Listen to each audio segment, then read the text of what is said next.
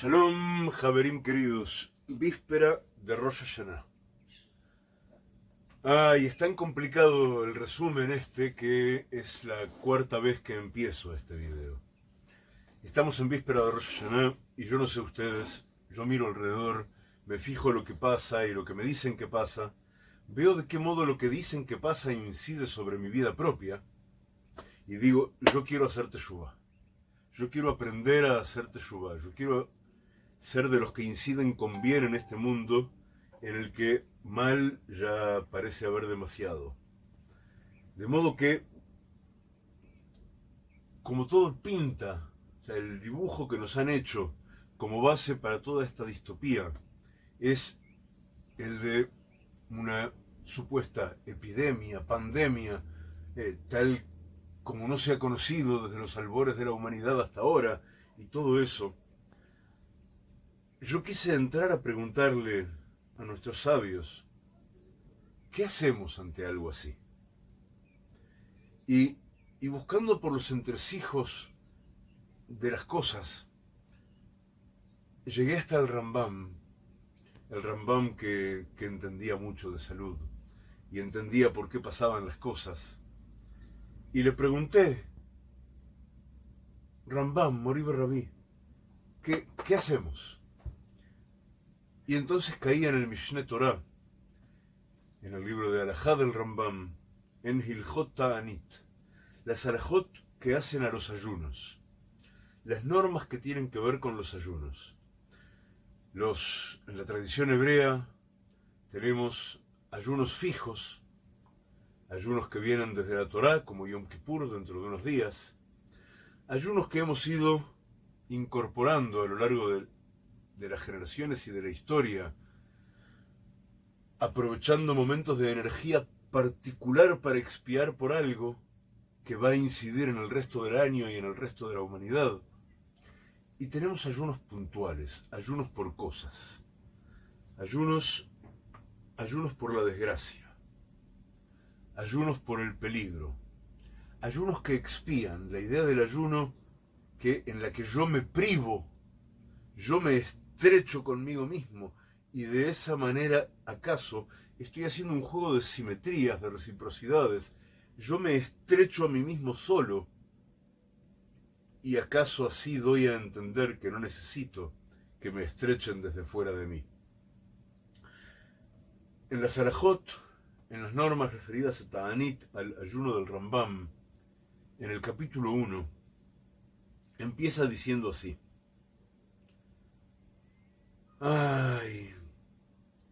Dice que por toda tzara solemos, esto es muy importante, solemos traducir la palabra hebrea tzara por desgracia, pero tzara sale de la palabra tzar, y tzar significa estrecho u angosto.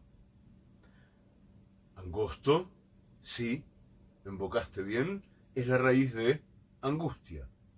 La angustia es una sensación que vivo en presente de estrechez. Las paredes se me vienen encima. El mundo se hace estrecho sobre mí. Y entonces experimento angustia en presente. A diferencia del miedo, que cuando experimento miedo, que puede surgir a partir de lo que me hace experimentar angustia, pero cuando experimento miedo, el miedo no se refiere a algo que me está sucediendo. El miedo siempre se refiere a una hipótesis, producto de mi raciocinio o de mi fantasía, de mi imaginación o de mi habilidad de cálculo estadístico, pero nunca es relativo al presente mismo como lo vivo. Y es muy importante esto porque tzar, la palabra tzar es la raíz de Mitzrayim, de Egipto. Todo lo que vivimos durante el tiempo de Mitzrayim es ese tzar de Mitzrayim, el hecho de que Mitzrayim nos hacían más estrecho nuestro espacio de supervivencia, nuestro espacio de conciencia para sobrevivir. Por eso había que hacernos trabajar más y más duro para que no pensemos, para que nuestra conciencia se reduzca y se caiga, y se parece mucho a lo que han hecho los gobiernos de todos los tiempos y a lo que pasa ahora, tenernos ocupados en cosas que causan pánico, que causan terror, y angostar nuestro espacio vital de conciencia y nuestro espacio vital físico, aislarnos los unos de los otros, hacer nuestro mundo más y más y más y más chico, hasta que suceda la paradoja ridícula de que yo me encamino personalmente hacia Rosh Hashanah con ayuda de Hashem, yo solo, en esta casa, y de uno u otro modo ocurre que es peligroso en términos del mundo de afuera, que yo intente ahora irme a pasar Rosh Hashanah con mis padres, con mis hijos, con mis nietos. No hay modo, hay que estar acá, solo, hay que pensar, acuérdense lo que hablábamos desde Purim, la parte que viene de Hashem de todo esto, porque no hay nada que sea para mal, y no hay nada que sea fuera de la supervisión. Viene de Hashem que tengamos capacidad y oportunidad de pensar, de hacer Heshbon Nefesh, de hacer un balance interno de nuestra alma y de nuestras vidas. Ahora sí, vamos al Rambam. Miren, dice el Rambam que es mitzvat aseh min haTorah, es una mitzvah, es un precepto activo, uno de los 248 preceptos positivos de la Torah. Ante toda tzara, volvemos a la traducción habitual, ante toda desgracia que viene sobre la gente, sobre el colectivo, liz'ok uleharia b'chatzotzrot, gritar, elevar nuestro clamor, es mitzvah, ante toda desgracia, elevar nuestro clamor y leharia b'chatzotzrot, y tocar voces de alarma en trompetas. Las trompetas que tocaban los Levim, que no son shofar, son trompetas. Justo la mía, tengo una trompeta que algunos de ustedes conocerán o recordarán, una trompeta de cuero de un rehem, animal que no recuerdo cómo se llama en español, una trompeta recta, que es un cuerno negro enorme y que tiene un sonido muy fuerte y muy profundo. Es mitzvah tocar en eso y gritarle a Hashem ante toda desgracia que venga sobre la gente, como está escrito en el libro de Bamidbar, en el capítulo 10, verso 9, al hatzar hatzorer etchem, sobre lo estrecho, por lo estrecho, que viene a estrechar sobre vosotros, que viene a estrechar vuestro mundo, él es estrecho, y por eso quiere estrecharos a vosotros, y hay que hacer ruido con las trompetas. ¿Y por qué hay que hacer ruido con las trompetas? Vamos a intentar comprenderlo.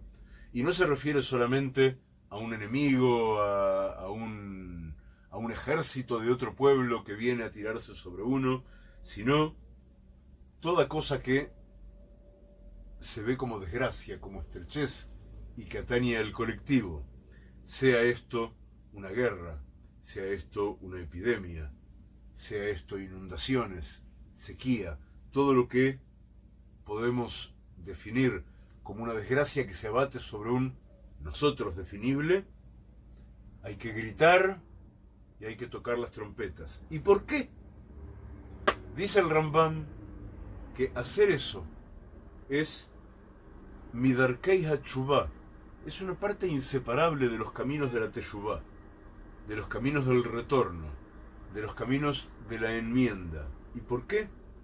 Porque en el momento en que advenga la desgracia de la que estamos hablando, y entonces quienes son conscientes de ello van a gritar y van a tocar las trompetas con toda la fuerza, entonces todos sabrán, todos pensarán, todos se darán cuenta de que hay una conexión entre una acción mala, colectiva, entre un tono de acción, un tono de conducta colectivo que está mal y lo que está ocurriendo. Como dice el profeta Irmiau Jeremías en el capítulo 5:25, Abonoteihem hitu eile, son vuestros pecados los que inclinaron todo esto para este lado. Vuestros pecados, vuestros crímenes, vuestros delitos vendría a ser más bien Abonoteihem, pero no importa, se refiere, son vuestros actos los que desencadenan que el mundo se haga estrecho sobre vosotros. Y por consiguiente, hace falta teshuvá, hace falta un ruido que produzca conciencia de que somos nosotros los que estamos haciendo lo que sentimos que nos pasa. Y por si faltara algo más, en el tercer inciso del primer capítulo de esta Sarajot de Ta'anit, del Rambam, enseña algo en lo que nos vamos a detener un poco, en un estudio a nuestro estilo. Dice, si no van a gritar, a clamar a Hashem, y no van a tocar el sonido desesperado de vuestras trompetas, entonces, ¿acaso lo que van a decir, como vemos que pasa en muchos lados, se sienta la gente en el café y dicen, che, ¿te das cuenta? Qué raro lo que nos está pasando. Sí, está pasando, qué caótico, qué randómico que está el mundo. Y no hayan ninguna conexión entre ellos mismos y lo que parece ocurrirles. Cuando eso ocurre, la gente se mete más adentro todavía en sus malas acciones. Y voy a abrir un paréntesis pequeño acá, porque eso tiene que ver también, aunque no vamos a tratar ese tema ahora, pero tiene que ver también con lo que hablábamos al final de nuestro shiur de ayer, de Yo quiero aprender a hacer teshuvá, capítulo 3, donde iniciamos algo acerca de las adicciones y acerca de la autocompasión. Cuando yo siento compasión de mí mismo ante todo lo horrible que me está pasando, entonces en vez de cometer acciones que deben redimirme de eso que me está pasando, que deben liberarme de eso que me está pasando, la tendencia natural, la tendencia instintiva, es meterme y sumergirme mucho más adentro aún de lo que está pasando, de lo que me está pasando. Quiero decir, si el tipo le sucedió algo que es entendible como una desgracia, y el tipo halló que debía aturdir su mente para no pensar en eso, porque duele demasiado, y entonces chapó una botella de vodka del Pico y se puso a tomar. ¿A alguien le suena? ¿Alguien conoce a alguien a quien le haya pasado algo así? Y entonces, en un momento de lucidez, el tipo se plantea que ¿acaso la crisis es una oportunidad? ¿Y acaso lo que le está ocurriendo es para bien? Pero entonces le viene la imagen de aquello que perdió a la cabeza, le vienen los sueños que ya no van a ser, le viene todo eso, y es un momento crucial, porque ahí uno tiende a conmiserarse de uno mismo muchísimo más, sentir mucha más pena todavía por uno mismo. Entonces ya no agarra la botella del Pico, primero va al supermercado, llena el carrito del supermercado de botellas de esas, como se llama este actor maravilloso en la película, que tampoco recuerdo cómo se llama, en la que se despide de Los Ángeles, Morir en Los Ángeles o algo parecido a eso se llama la película, el tipo despedido de su empleo por bebedor y que decide gastar todo su despido en beber hasta morir porque no puede dejar eso.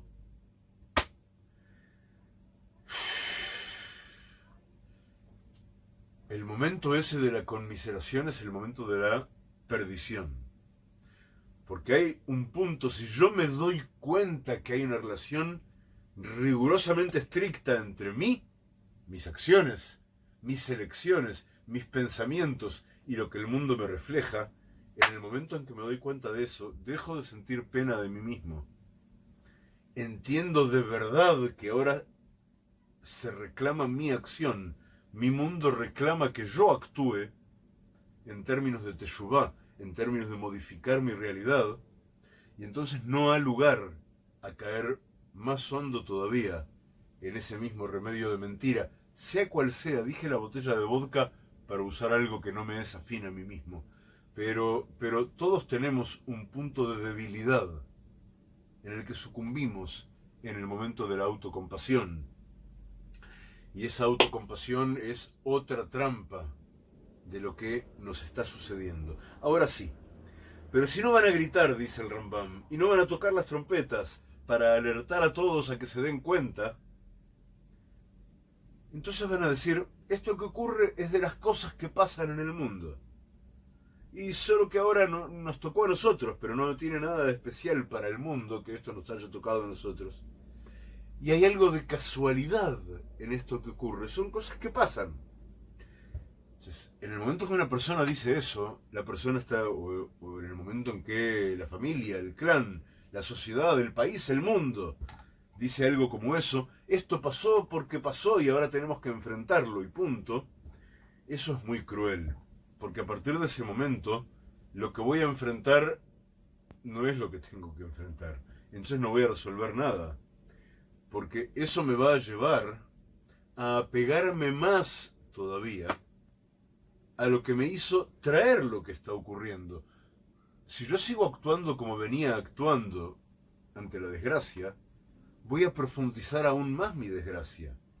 Si yo no me aproximo a la teshuvá por vía de enfrentarme a lo que siento como desgracia, como estrechez que viene de afuera, y no empiezo a jugar un juego de espejos por vía del balance interno, entonces voy a estar cada vez más sumergido en ese mal que soy yo mismo quien lo está provocando.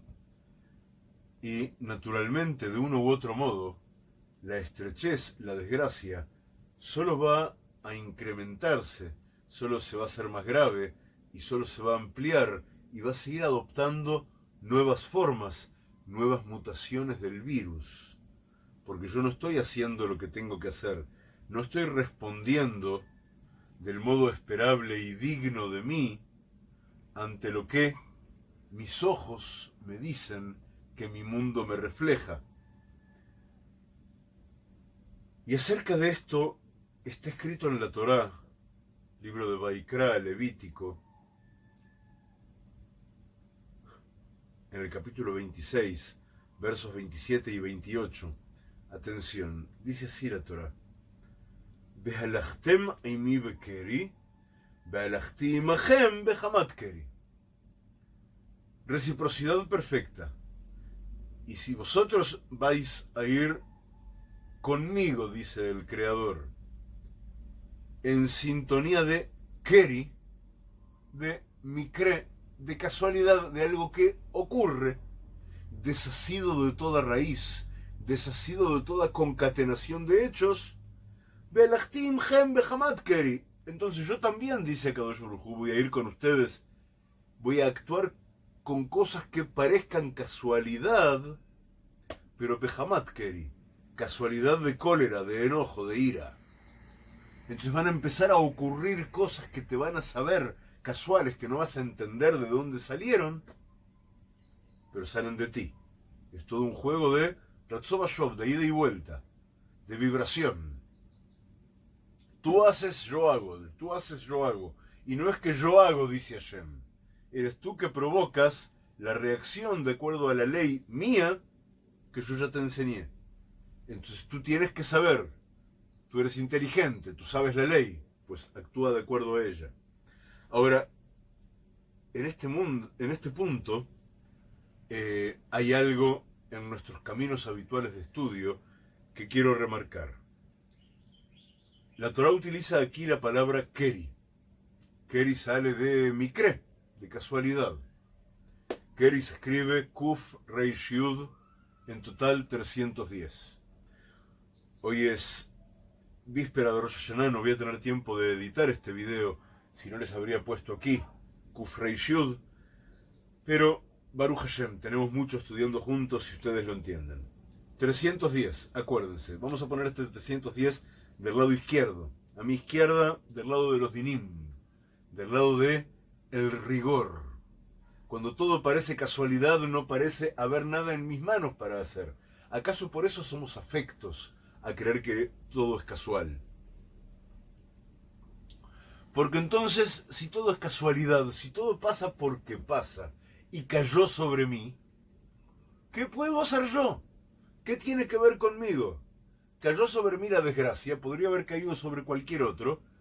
No hay nada que pueda hacer. Mozo, tráigame otro whisky doble. Olvidémoslo y esperemos a que pase. Durmamos hasta que pase esto.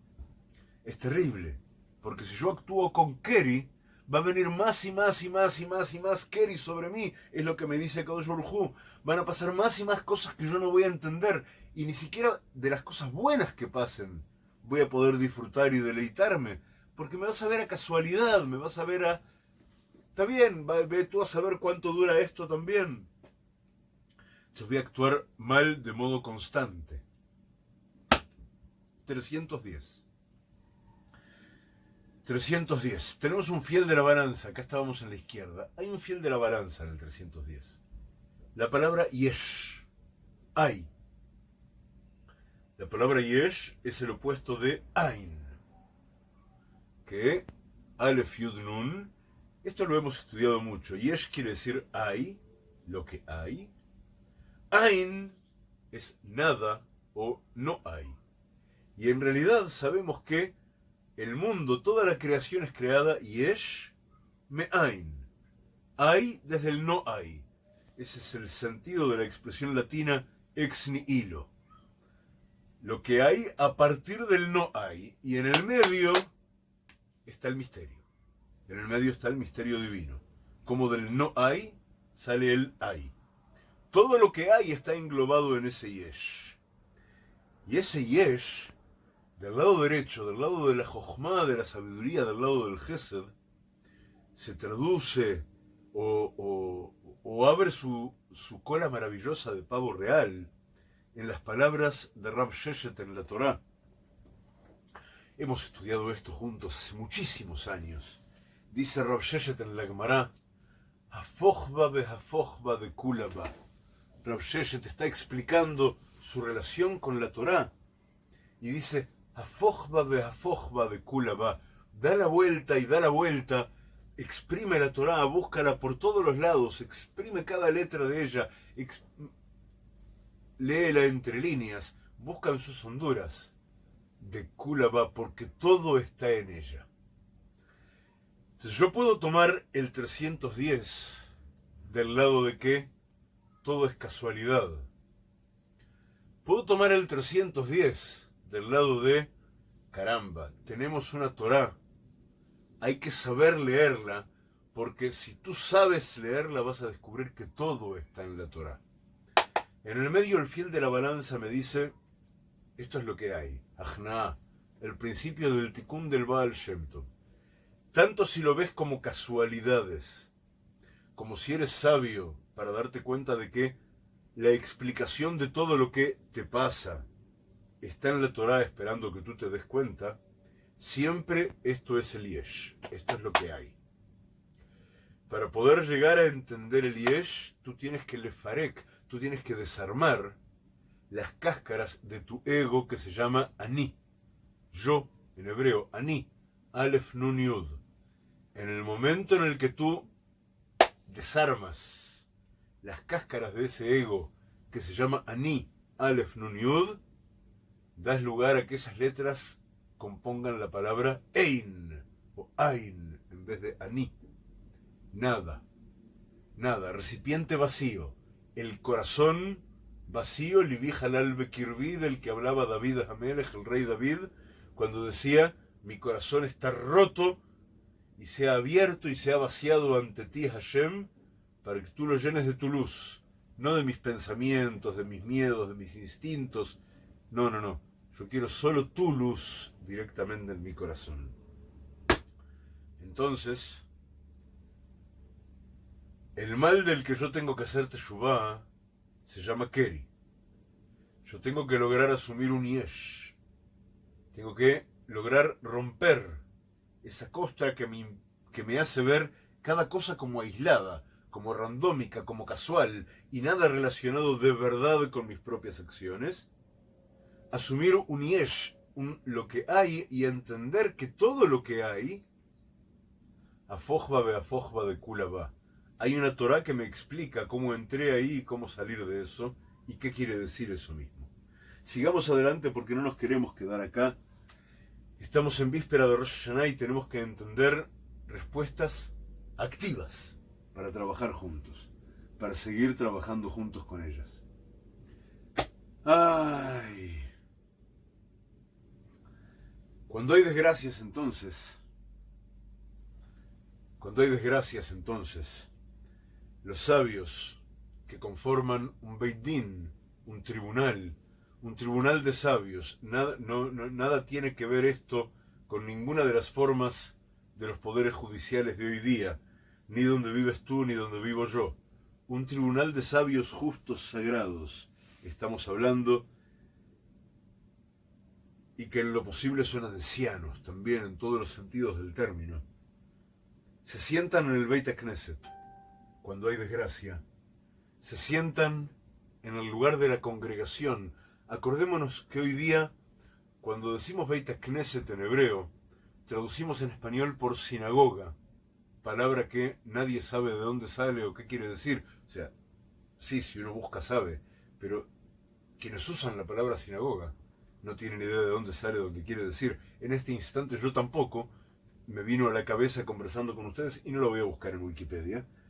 Pero Beit HaKnesset quiere decir algo muy sencillo. Beit, casa, Knesset sale del verbo lehikanes, entrar, reunirse, congregarse.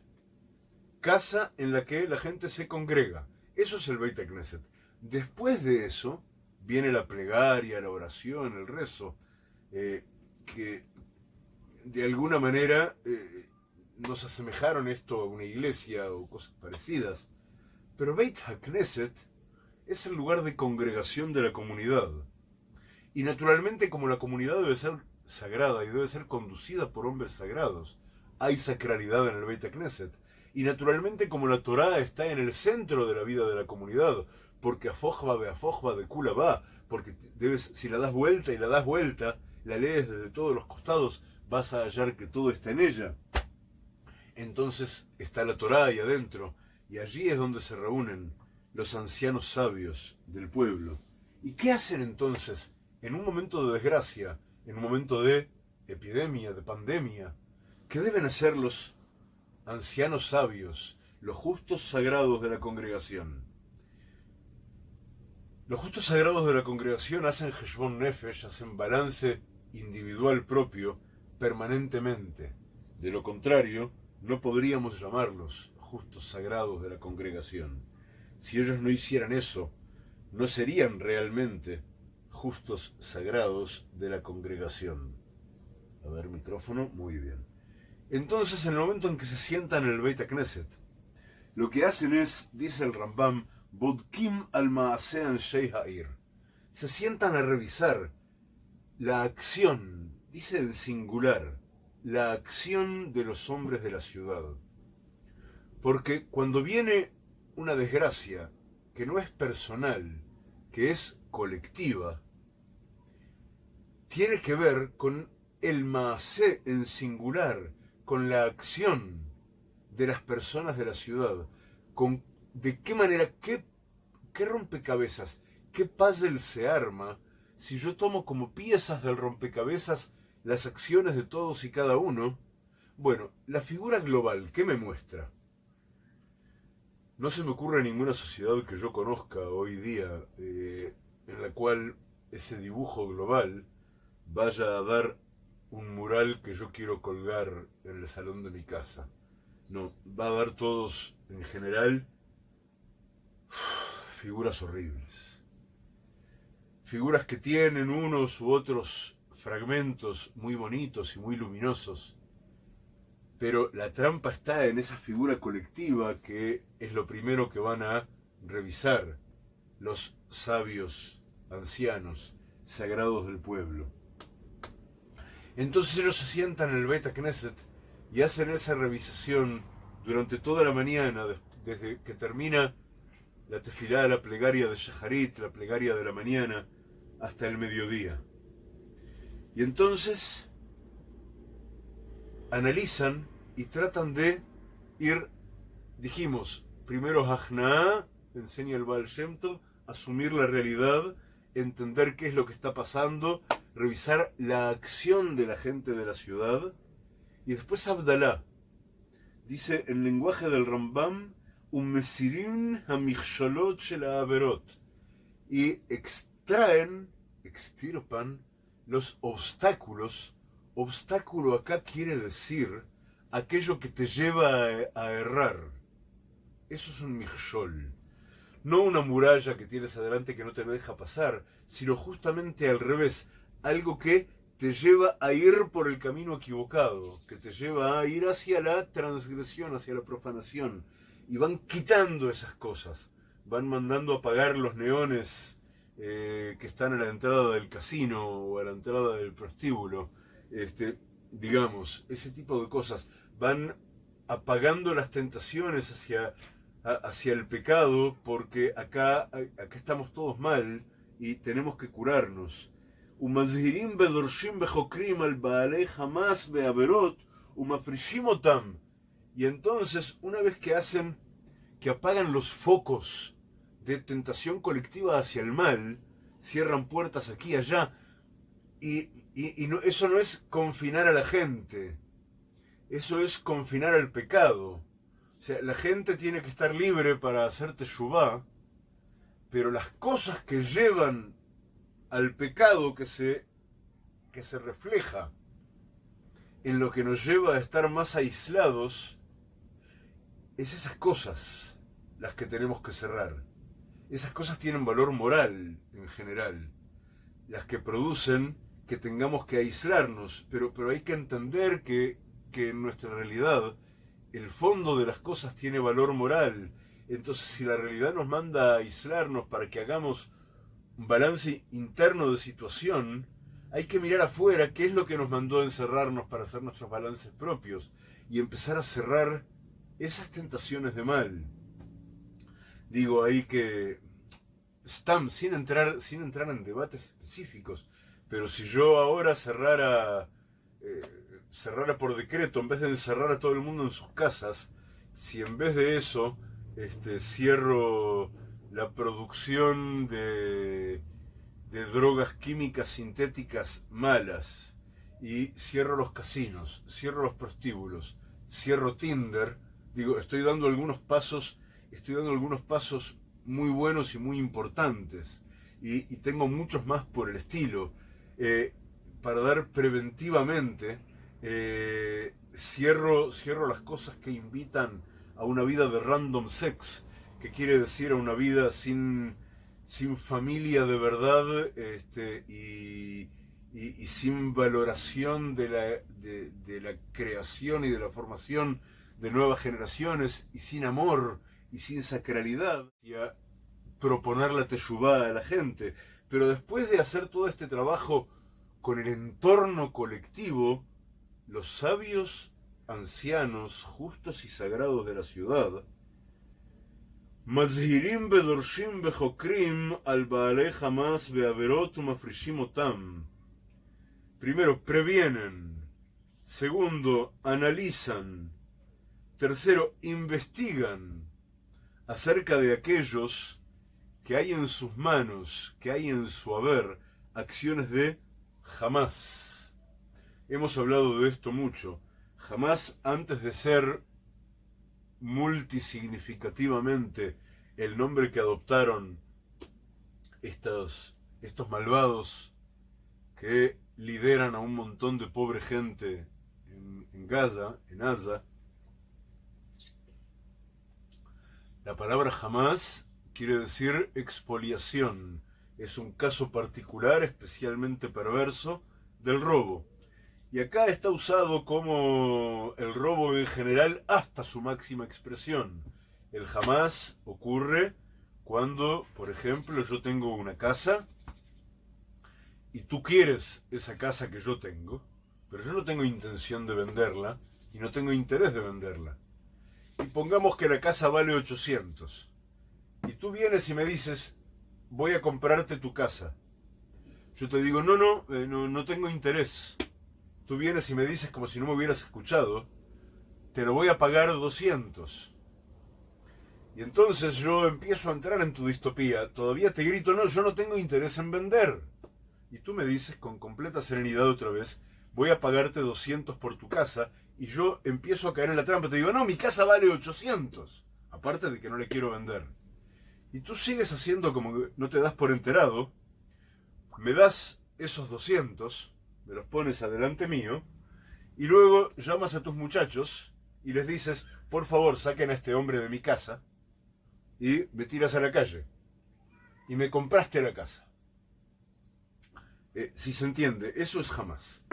Y de eso hay por todos lados todo el tiempo y todos tenemos anécdotas y la enorme mayoría de nosotros tenemos, si sabemos darnos cuenta de la metáfora, tenemos anécdotas en las que estamos de un lado, tenemos anécdotas de las que estamos del otro y tenemos que hacer teshuvá por ambas, por permitir aquellas en las que somos la víctima y por permitirnos aquellas en las que hemos sido el victimario, y ambas tenemos que enmendarlas nosotros mismos. Entonces los sabios previenen y analizan e investigan a las personas individuales ahora, que tienen jamás en sus manos, o sea que han cometido jamás y no lo han enmendado, de averot y delitos en general, umafrishim otam, y los aíslan a ellos. No forzosamente en la cárcel como se hace hoy día con los delincuentes, solo que los delincuentes de hoy día no forzosamente son la gente que ha cometido delitos, y la mayoría de la gente que en términos de Torá cometen delitos no son llamados hoy día delincuentes, sino que todo lo contrario. Pero primero empezamos, si entendemos bien lo que hacen los sabios justos sagrados, lo primero que hacen es ver qué es lo que sucede con la generalidad de la acción en la ciudad. Después de eso, eliminar del ambiente colectivo aquello que nos lleva a pecar, de modo que atraemos la desgracia sobre nosotros. Y pecar en el sentido más amplio de la palabra. Fijaos que enseguida venimos a hablar de robo. No estamos hablando de alguien que se le olvidó una plegaria. Eso es una cuestión privada entre él y su creador.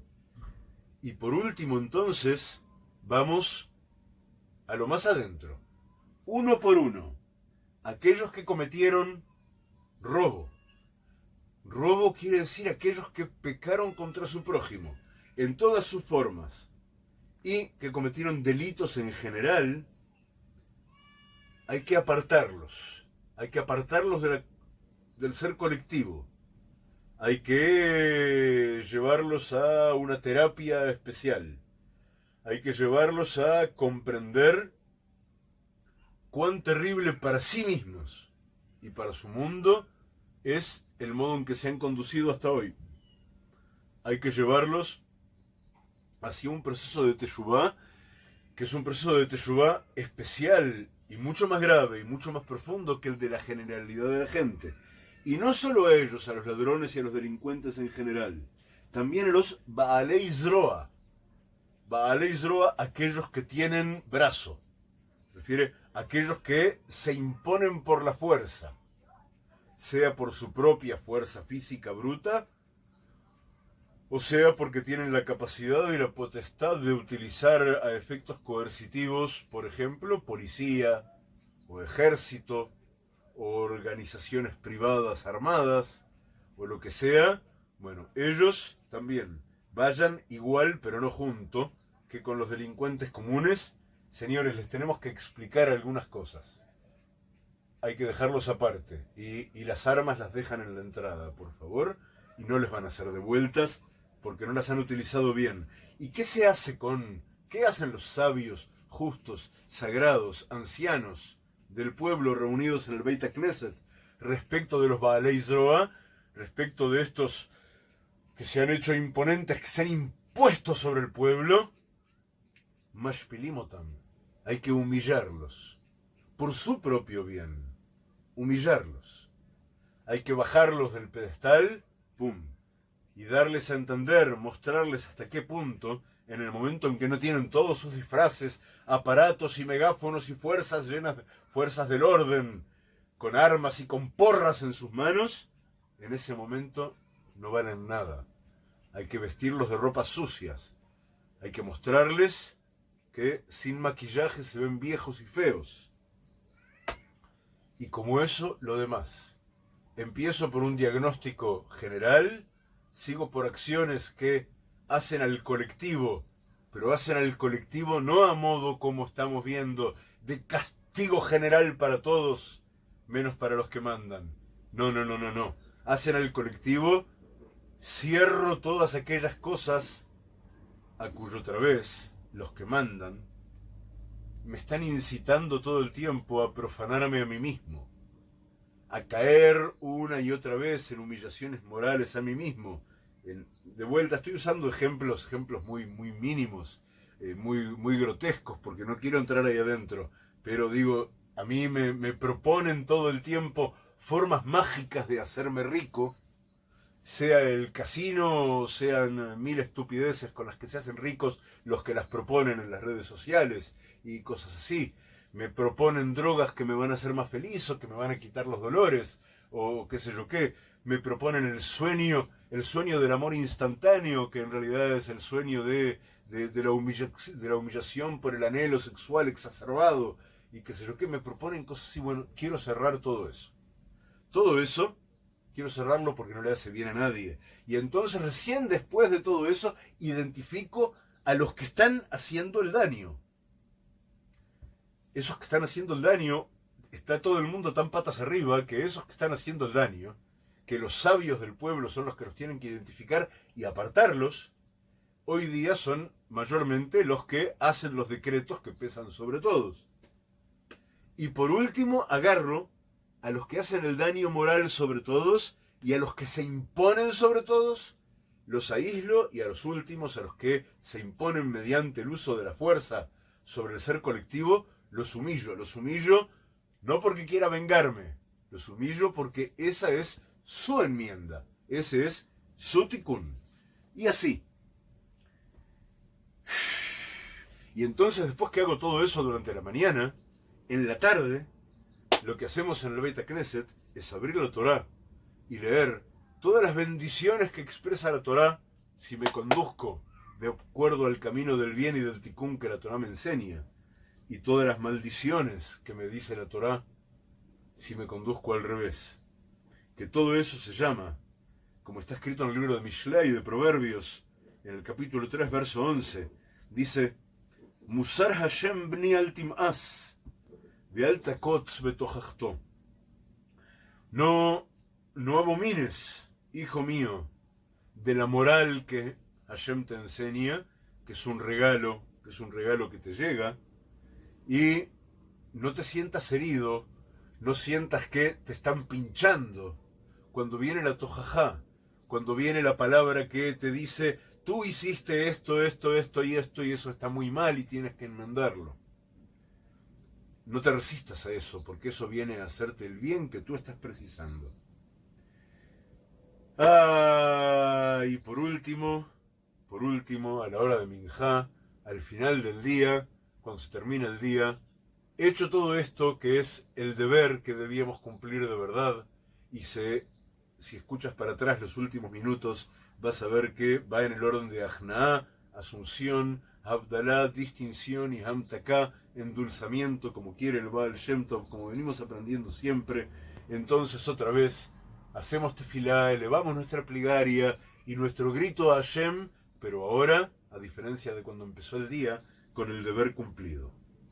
Y hasta aquí el capítulo 1, y esto es solo una antesala de lo que de verdad queremos aprender y estudiar, de las halajot, de las normas que trae el Rambam para lo que se llama ayunos. Porque son muchas las desgracias, son muchas las situaciones de estrechez, de angustia, que nos enseñan nuestros sabios a partir de la Torá, que debemos ayunar como primer paso de expiación. y a esto se refiere el Rambam al inicio de su segundo capítulo de Arajot, por la tzará que traen nuestros enemigos. O sea, cuando mi enemigo viene directamente a establecer un sitio sobre mí, en lo colectivo o en lo individual, a hacer mi mundo más estrecho y más angustiante, pero también por la espada en general, incluso por la espada símbolo de las armas mortíferas, no solo por la espada cuando la espada viene a por mí, también cuando la espada está en mi zona. Otros dos se están peleando, pero se están peleando cerca mío, en mi proximidad, o pasan por mi casa para pelearse. Eso es una desgracia espantosa, porque ese tono, esa sintonía de muerte, esa sintonía de odio, esa sintonía de guerra, está presente en lo mío. Y por la peste, no lo vamos a estudiar hoy, pero lo que el Rambam llama la peste o la epidemia, etc., para ser llamado algo así tendría que haber varios ceros más en las cifras de muertos, incluso los muertos que fragúan, que hacen como si fuera corona, habría que agregarles varios ceros para que eso se llame de verdad una epidemia, ni hablarlos de verdad caso de que alguien se haya muerto de corona en algún momento. Y por todas las enfermedades que se expanden y etcétera, y por los derrumbes y por las enfermedades y por el sustento y por las lluvias, sea por su falta o por su exceso. Vamos a seguir adelante porque esto, a donde queremos llegar, es muy pero muy importante. Es muy pero muy pero muy importante. El Rambam dedica especial atención al ayuno que vamos a hacer, a los ayunos que vamos a hacer en momento de sequía. Yo creo que le prestamos especial atención a qué vamos a hacer en el momento de sequía.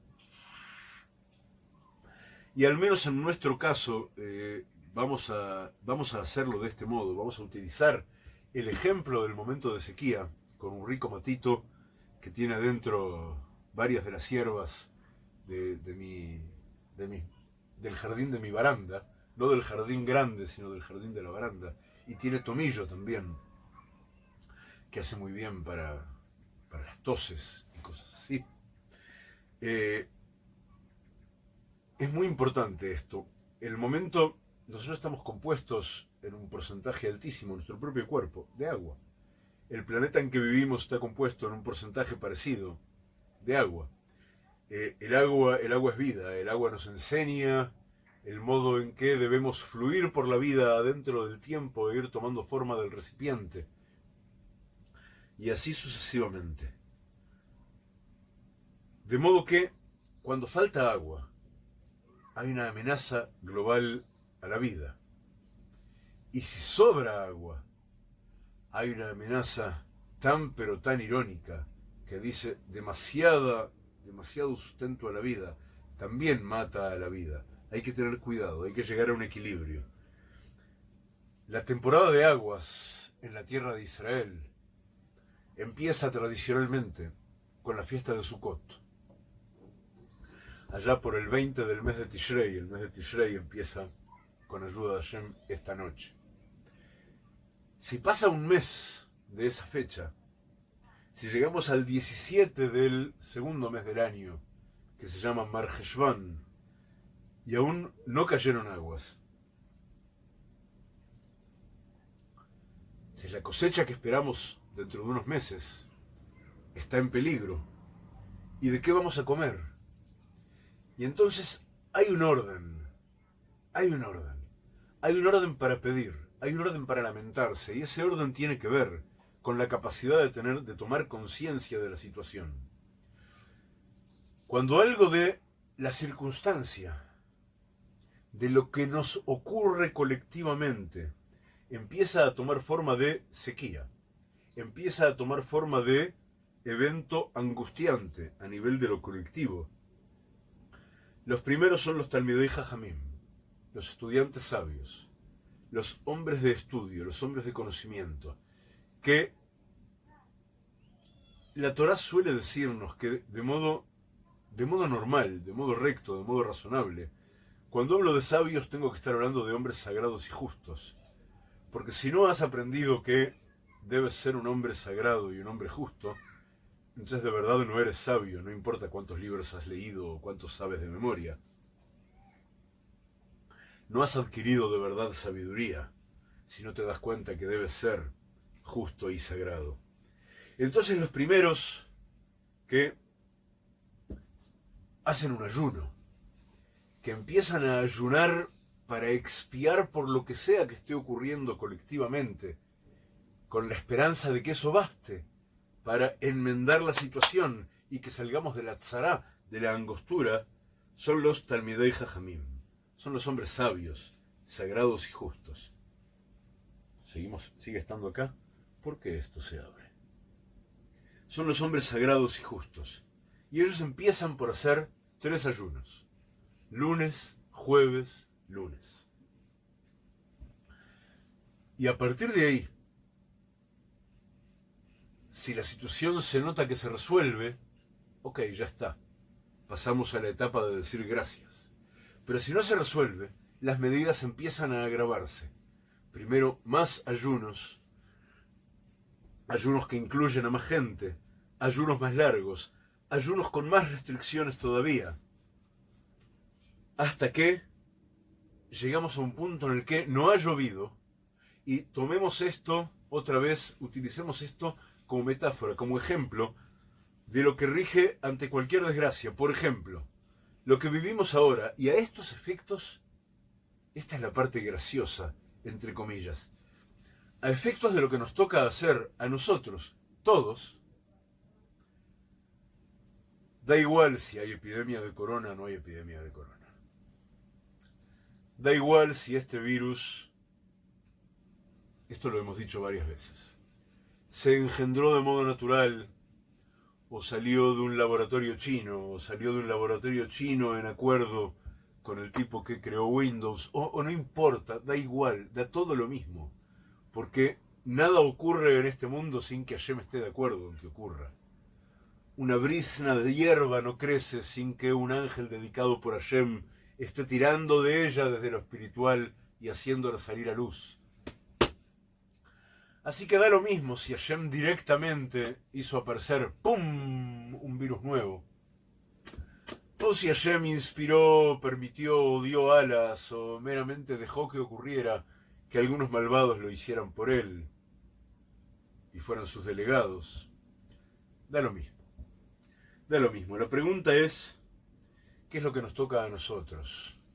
¿Qué es lo que nos toca a nosotros cuando la situación real o inventada en que estamos viviendo lleva a esos que tienen uso de la fuerza, a los que hay que humillar, como vimos recién, a encerrarnos?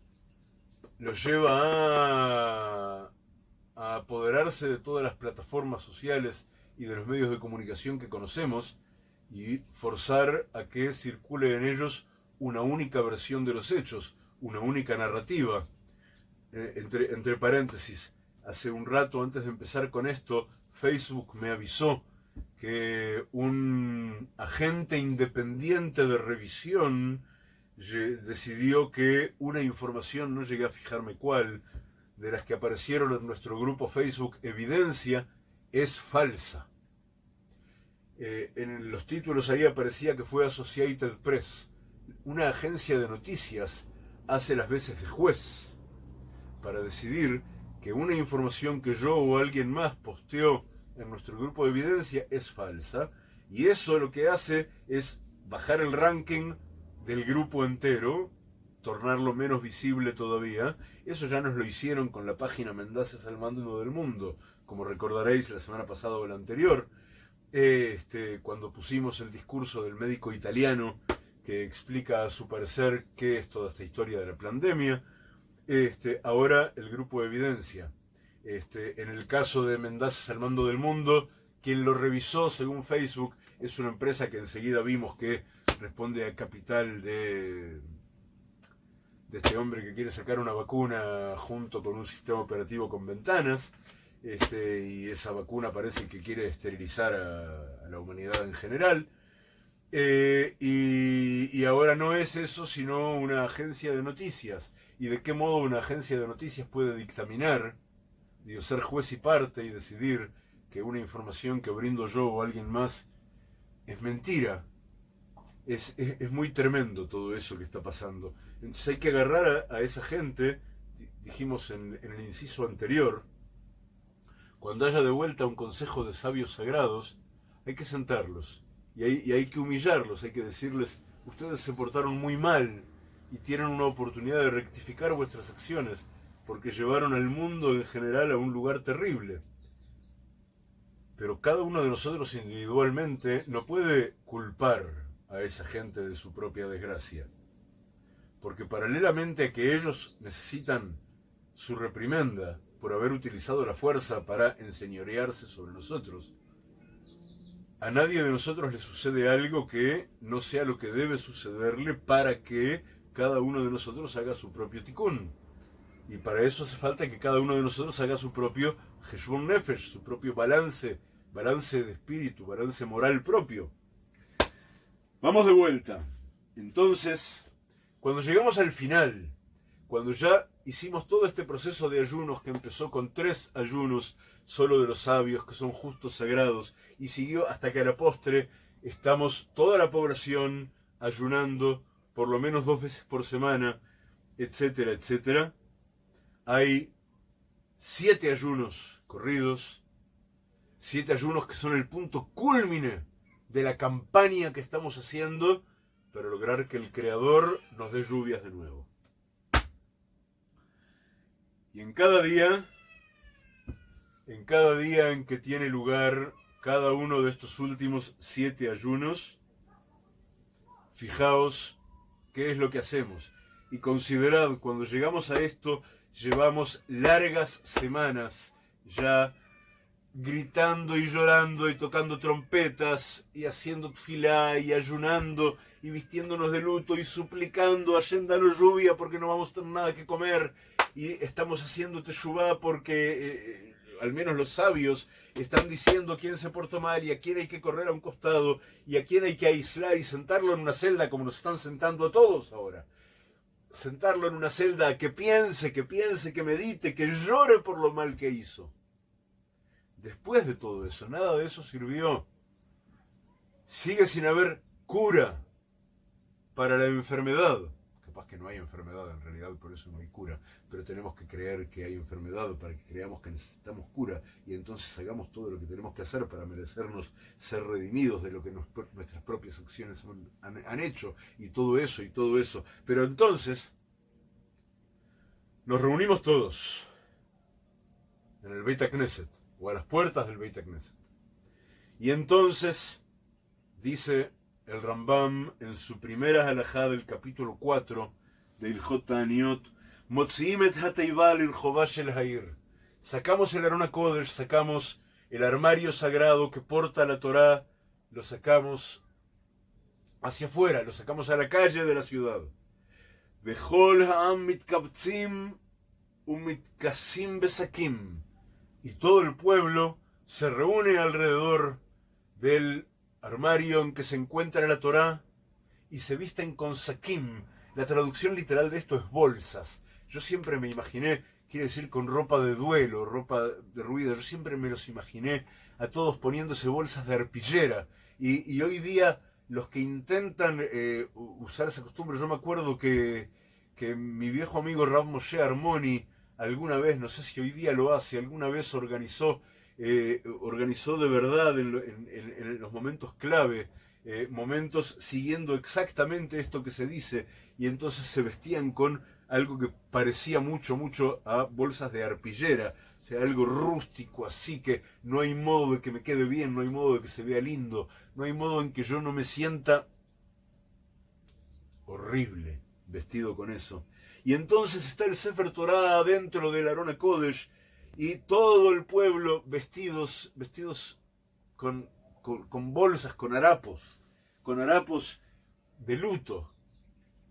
Y toman ceniza de algo que se incendió.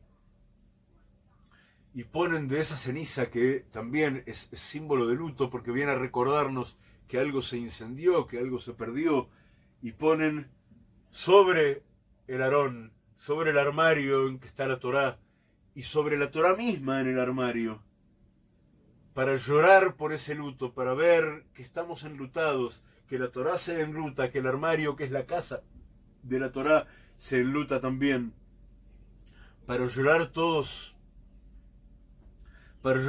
por eso, para sojuzgar a nuestros corazones, que nuestros corazones dejen de pensar que hay un atisbo mínimo de posibilidad de que esto no tiene nada que ver conmigo, y entonces yo soy pobrecito porque me pasa con extrema injusticia una cantidad de cosas randómicas que me hacen mucho daño y yo no sé qué hacer, entonces tengo que buscar un escapismo cualquiera hasta que esto pase. No, me enluto, pues yo tengo que ver con todo esto.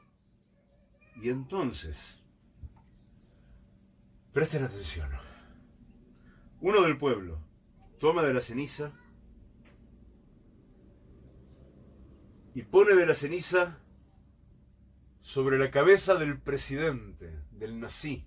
En hebreo presidente se dice Nasi, que sale del verbo laset. O sea, en realidad la palabra no es presidente, es el que está al mando de todos. El presidente, el primer ministro, el comandante en jefe, el rey, lo que sea. Alguien del pueblo, uno cualquiera del pueblo designado de algún modo, toma de la ceniza y pone sobre la cabeza del primer mandatario, y pone también sobre la cabeza del Av Beit Din, o sea, del juez supremo, que viene a ser el más importante en la generación o en el lugar ese del consejo de ancianos sabios sagrados del que hablábamos antes. Y se lo pone en el lugar en que nos ponemos los tefilín de la cabeza. Ceniza. No es así de sencillo. Imaginen a los mandatarios de hoy día, todos, que en vez de plantarse ante cámaras con un nivel de soberbia y pedantería terrible, a decir tonterías que nos someten y nos juzgan a todos a cualquier cosa solo para salvar su propio pellejo, ¿no? Viene alguien del pueblo y les pone ceniza en el lugar de los tefilín y ellos entienden que hay que agachar la cabeza, que ellos están al mando de una realidad que por alguna razón no va hacia donde debe ir y ellos tienen responsabilidad porque no han sabido conducir a su pueblo, a su colectivo, a su clan, a su familia, a su mundo, hacia donde debían conducirlo. Hay que hacer teshuvá por ello. Kol ejad ve'ejad notel ve'noten berosho. Y no es que son solo los mandatarios, después que el rey, el presidente y el juez supremo reciben la señal de ceniza en el lugar de los tefilín, todos y cada uno del pueblo toman por sí mismos y hacen lo mismo. Y esto es importantísimo, porque primero que nada, la señal es la misma para el rey y para el último de sus súbditos. No hay diferencia. Y no hay diferencia en la responsabilidad que cada quien individualmente tiene que asumir. En términos objetivos, la responsabilidad del rey es infinitamente mayor. Pero eso es en términos objetivos y nosotros no vivimos en términos objetivos. Nosotros vivimos en términos subjetivos. Y subjetivamente, mi responsabilidad mía, para mí, no es inferior que la de él, porque yo podría haber salvado al mundo y no lo hice, hasta ahora al menos.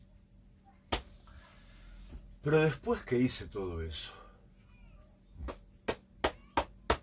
hasta acá, si quitamos todo lo que hemos hablado en este rato, si quitamos de todo esto, todos los paréntesis que vine haciendo yo,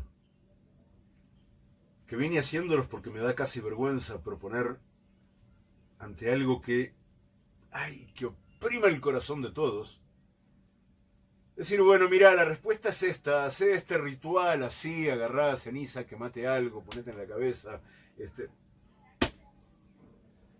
ayuná, te sentás todo el día frente a la tele y no comes todo el día, y eso se llama ayuno. Entonces, si quitamos todos los paréntesis que yo he hecho, te queda lo que, ya sea desde supuestamente la Kabbalah o desde tantas doctrinas, está lleno de gente enseñando, entre mil comillas, esas cosas en las redes sociales, en YouTube. Para ahí va, pero esos forman parte de aquellos que hay que hacerles nu. El ritual que te va a salvar de la epidemia, el nombre sagrado que te va a hacer rico, el secreto, el misterio. Chicos, no, nada de eso funciona. Nada de eso funciona per se. Todo eso son las vestiduras de algo que tiene que funcionar en lo profundo de ti. Todas esas cosas que infinidad de tipos te están diciendo en Facebook, en YouTube, en donde sea, y te están enseñando cómo hacer milagros cabalísticos y cómo protegerte a vos y a tu familia y qué ritual hacer para esto y qué ritual hacer para lo otro, y están ganando muchísimo dinero con eso en general. Todo eso es como si te dieran de regalo un Mercedes, un Lamborghini último modelo, con todos los chiches, te da la llave el tipo y se va, y vos le pagaste la plata. Cuando pones la llave y la girás, no pasa nada. Pero nada, nada de nada. Nada de nada de nada de nada. Abrís el capot y caray, no hay motor. El motor está adentro tuyo. Todos esos rituales, bendiciones, meditaciones cabalísticas, todo eso no vale nada. Pero nada. Si no haces este motor. Peor, es negativo. Porque si haces todo eso sin saber cómo afinar y encender el motor de verdad adentro tuyo, y el motor de verdad adentro tuyo no funciona en base a palabras raras e incomprensibles e incognoscibles y luces que no están a tu alcance, pero están al alcance de un tipo que habla por YouTube. No, funciona a partir de palabras y en función de palabras que todos sabemos, que todos conocemos, que solo hay que interiorizar y darnos cuenta que esas palabras, en realidad esos conceptos, tienen la capacidad de ser el motor que estamos pidiendo para resolverlo todo.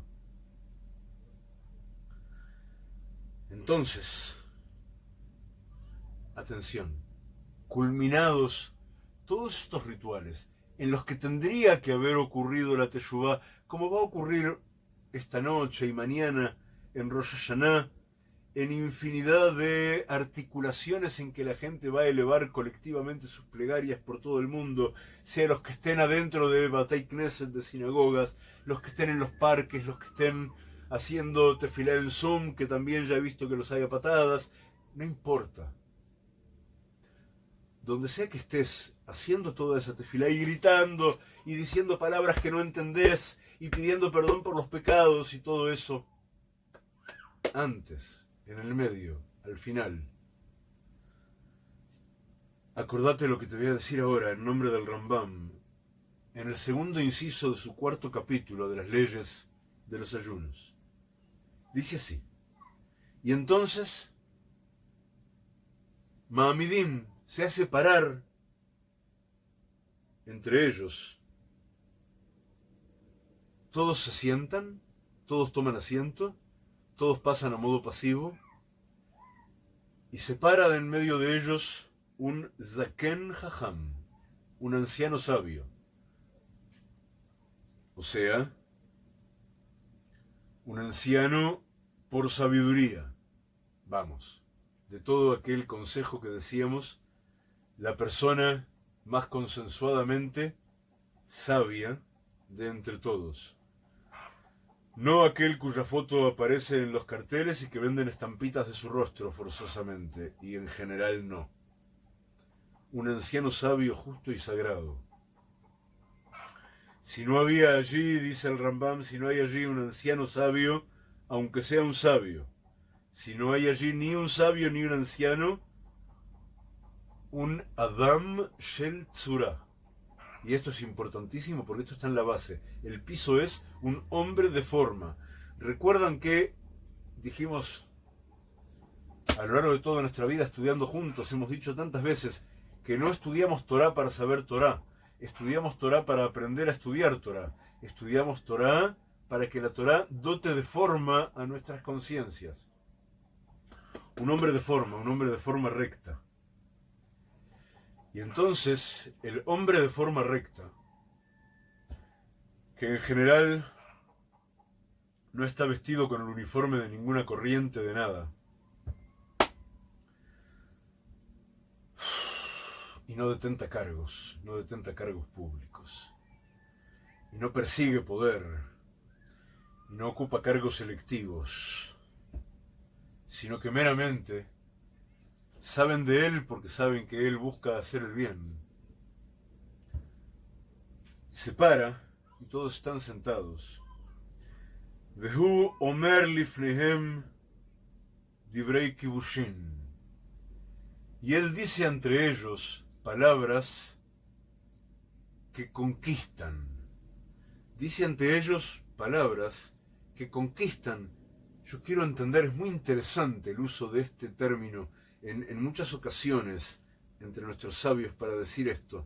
Divrei kibushin, palabras que conquistan, digo yo, a la angustia o a la perplejidad o a la sensación de impotencia y de no entender nada, qué pasa y a dónde ir de todos. Palabras que, al dar forma a lo que ocurre, es como que tenemos una hoja con 1000 puntos dispersos, como en aquellos juegos cuando niños, y había que saber unir los puntos de modo que apareciera un dibujo de Dumbo o del ratón Mickey. Bueno, lo mismo. Dice palabras de forma, palabras que permiten ver una figura donde antes veíamos solo caos. Y entonces dice este hombre de forma a todos los que están en modo pasivo atentos a él. Les dice, Ajeinu, nuestros hermanos, Lo sak velot anit gormim el tshuva umasim tovim. Los determinantes no son la bolsa de arpillera, los harapos que vistes, y no el ayuno, no te engañes, sino la teshuvá, el arrepentimiento y el retorno desde lo más hondo de ti, Vemaasim tovim, y las buenas acciones, las acciones de bien. Y esto no hay modo, no es opinable, esto es tan fácil, todos sabemos qué cosa es una acción de bien y qué cosa no es una acción de bien. Todos sabemos hacia adentro si yo de verdad me he tornado capaz, hábil de teshuvá, y por consiguiente de verdad estoy haciendo teshuvá, o es que en realidad estoy muy entusiasmado con una experiencia nueva y estoy agarrando algunos símbolos y algunos discursos cabalísticos y algunas cosas y algunos nombres raros y tengo un amuleto envuelto en algo que me cuelga del pescuezo, que alguien me dijo que eso me torna, y todas esas estupideces, y entonces digo, ¡ah, qué barbaridad! Son las 7 y todavía no hiciste minjá. Y creo que entonces de repente me he vuelto un tzadik de la noche a la mañana y todavía no entendí nada de qué se trata. Dice este hombre de forma, dice, después de tantos días, semanas, meses que llevamos ayunando y gritando y tocando trompetas y amonestando a los malos grandes, pero los malos grandes existen solo porque todos somos malos en pequeño, y todo eso, es la hora de decirte la verdad. Déjate de tonterías, por mí quédate con esos harapos o vístete cualquier otra cosa. Déjate de tonterías, sigue ayunando o come un asado con chimichurri, a la postre da lo mismo. Lo que importa es que hagas teshuvá y que cometas buenas acciones. Que hagas buenas acciones. que privilegies el hacer buenas acciones sobre cualquier otro interés que te aliente, que des el ejemplo constantemente de hacer buenas acciones. Buenas acciones quiere decir no cosas que te beneficien directamente a ti, menos de modo ostensible, sino cosas que te benefician íntimamente, porque te hacen más bueno, pero que de modo directo, porque hacen avanzar tu propio tikkun, tu propia teshuvá, pero que de modo directo es a otros a quienes benefician, es a tu mundo a quienes benefician, dan ejemplo expansivo de bien. Ay, los hak velota anit gormim era teshuvá o maasim tovim. Lloré hace un par de días frente a este párrafo y decidí llegar a hoy y compartirlo así con ustedes. Y explica el Rambam, no lo estoy inventando yo, sino que, por ejemplo, así ocurrió en el libro de Yoná, de Jonás, capítulo 3, verso 10, no está escrito que vio Elohim para perdonar a la ciudad de Nínive que había sido condenada y Hashem la perdona. No está escrito que Hashem vio que se vistieron de harapos, ni que tocaron trompetas, ni que rezaron, ni que ayunaron. Está escrito muy fácil. Vayar ha Elohim et maaseihem. Y vio Elohim los actos de ellos. Que ellos dejaron de actuar mal y empezaron a actuar bien.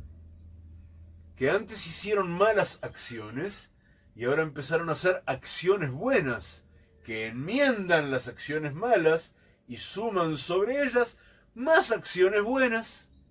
Y por eso expía hacia atrás, y Nínive ya no debe ser destruida. Y como dice el profeta Yoel en el capítulo 2, verso 13, que no dice que hay que hacer todos estos rituales, es muchísimo más claro todavía. Ah, ¿estáis en desgracia? Dice, Vekir'u levavchem ve'al bigdeichem. Y rasgad vuestros corazones y no vuestras vestimentas. Hoy día, ante una situación de luto, rasgamos nuestras vestimentas a modo de símbolo de que tenemos el corazón roto, de que se ha rasgado nuestro corazón. Lo que sucede en general es que solo estamos rasgando nuestra vestimenta y no se ha roto nuestro corazón. Es como los novios que bajo la jupá, y el acto en sí mismo es muy emocionante, pero el novio que bajo la jupá rompe la copa de un pisotón y dice, si te olvidare, oh Jerusalén, olvidaré mi diestra, mi mano derecha. No. Nunca vi un novio haciendo eso que dé la impresión de verdad estar teniendo la intención de decir que si se olvidara de la destrucción de Jerusalén y del anhelo por verla reconstruida otra vez con el templo en su centro, sería capaz de olvidar su mano derecha, o sea, sería como olvidarse de sí mismo. No. Uno se puede olvidar de Jerusalén y de la destrucción y del templo y no olvidarse de su mano derecha y festejar con su novela esposa sin ningún problema y olvidar para siempre desde el principio, de antemano, olvidarse para qué voy a romper esa copa, para qué la estoy rompiendo y para qué la rompí. No tiene nada que ver con nada. Mejor haríamos Hace algunos años hubo un movimiento acá en Israel que decía empezar a poner sobre la frente del novio otra vez ceniza en vez de que rompa la copa. Pero estamos en lo mismo, poner ceniza, no importa. Lo que hay que tener es la conciencia de lo sagrado. Hay en este momento de felicidad mía, hay un luto que no ha sido resuelto. Y que depende de la teshuvá de todos que se erija desde el centro de mi Jerusalén. Un templo visible, un templo que contagie luz hacia afuera. Eso, mi amor, en este momento de nuestros esponsales, es lo que estamos erigiendo. Eso es lo que tendría que ocurrir en la jupá. Vekir'u levavchem ve'al bigdeichem. Rasgad vuestros corazones, porque un corazón roto, caramba, tiene la oportunidad de recibir luz nueva, sentido nuevo, contenido nuevo, y desde allí volver a construirse, volver a construir un tikkun nuevo, volver a construir un año nuevo. Tengo mucho más, pero ni siquiera veo cuánto tiempo llevamos y esta reflexión es muy importante, es tan importante como para hacer la reflexión cúlmine de este instante. Quiero aprender a hacer teshuvá, y si no aprendo a hacer teshuvá, todos los rituales, todos los símbolos, todos los secretos, toda la Kabbalah no va a servir de nada. Está claro que todo lo que nos está llevando a lo que ocurre en nuestro mundo exterior, en el mundo que nos rodea y que nos aprisiona, porque acá ahora en un rato pasamos a estar encerrados de vuelta, Hashem sabe hasta cuándo, y a mí me toca por primera vez en la vida, y es muy interesante, pasar un Rosh Hashanah solo, en casa, porque Hashem quiere que yo haga este Heshbon Nefesh, este balance moral de mi espíritu, y vaya más y más y más y más y más y más adentro. Y los invito a estar haciéndolo juntos, porque es desde ahí que yo puedo advertir qué es lo que yo, y yo solo puedo pensar en singular, nadie puede pensar en plural.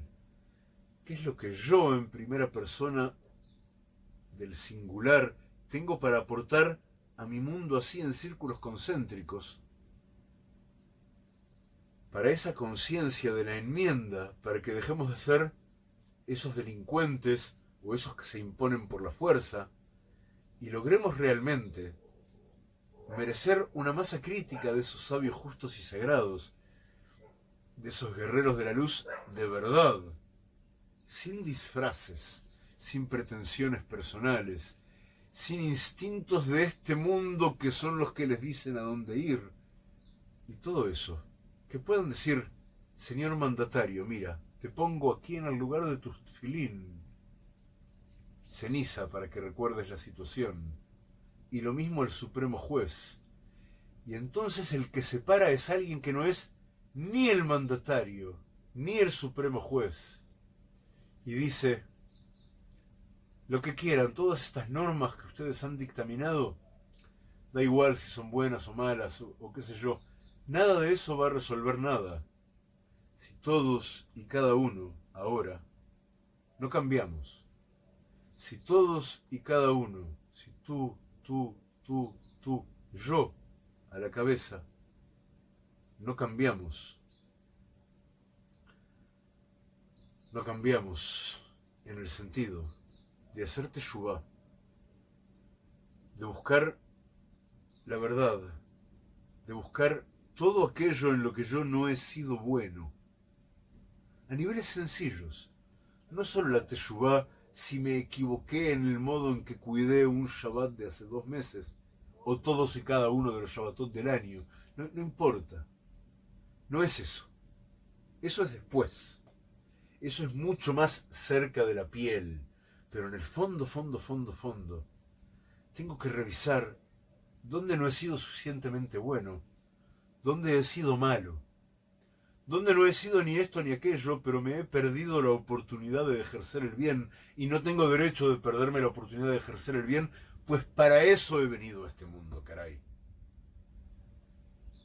Y la decisión íntima de a partir de ya, no solo no perderme la oportunidad de hacer el bien, sino hacerlo más y más y más y más esmeradamente cada día.